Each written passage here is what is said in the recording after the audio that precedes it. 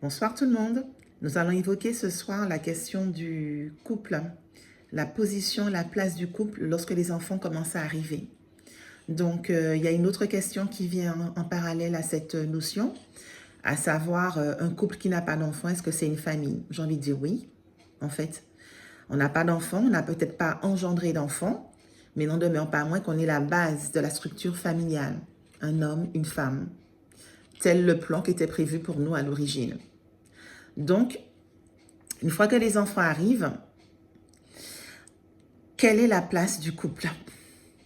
C'est vrai que les enfants prennent beaucoup de place, c'est une réalité. Il faut préparer l'arrivée de bébé, il y a toute une dynamique, une ambiance à mettre en place au sein du foyer. Ça occupe énormément. Donc, ne serait-ce que déjà physiquement, la place, préparer les chambres, etc., etc.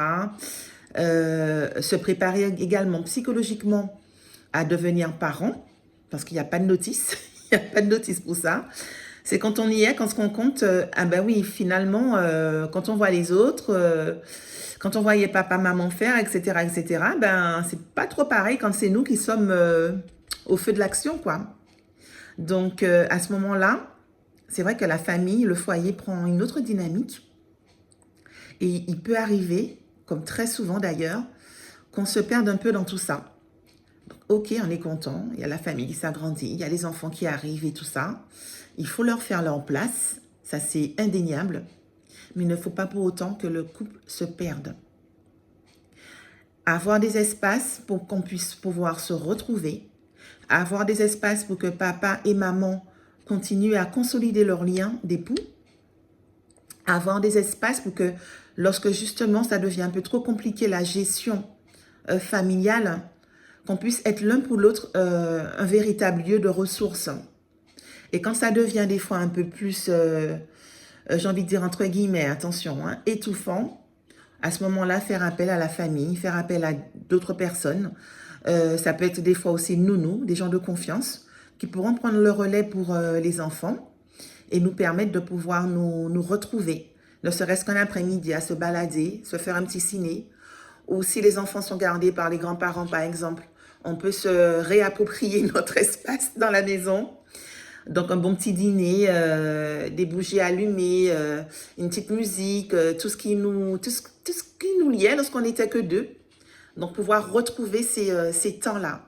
Franchement, c'est essentiel pour que justement la vie de famille soit épanouie, pour que les enfants soient au contact de parents qui s'entendent, qui ont de la bienveillance, parce qu'ils sont bien tout simplement. Donc, ne pas oublier que devenir parent, c'est pas oublier qui on était à la base. Voilà, le papa, la maman, Jean-Paul, Mylène, notre identité propre, quoi, en fait. Parce qu'inévitablement, l'arrivée des enfants vont amener plein de choses auxquelles on n'avait pas forcément pensé.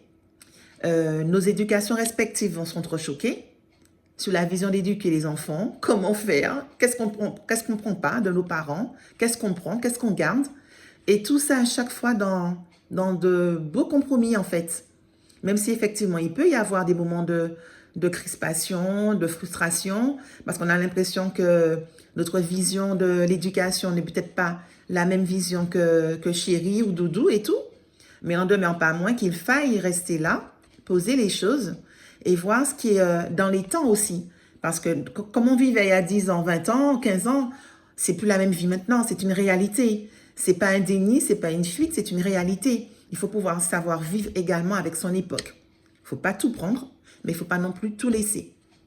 Donc voilà, et à partir de là, voir aussi pour le bien-être de l'enfant, parce qu'il y a des choses qui peuvent nous paraître à nous en tant que parents importants, avec ce que nous avons reçu comme éducation, comme principe, comme valeur, etc., etc. Mais confronté à la réalité de nos jeunes, de nos enfants maintenant, ben des fois, il peut y avoir des petites révisions, des petites choses à revoir.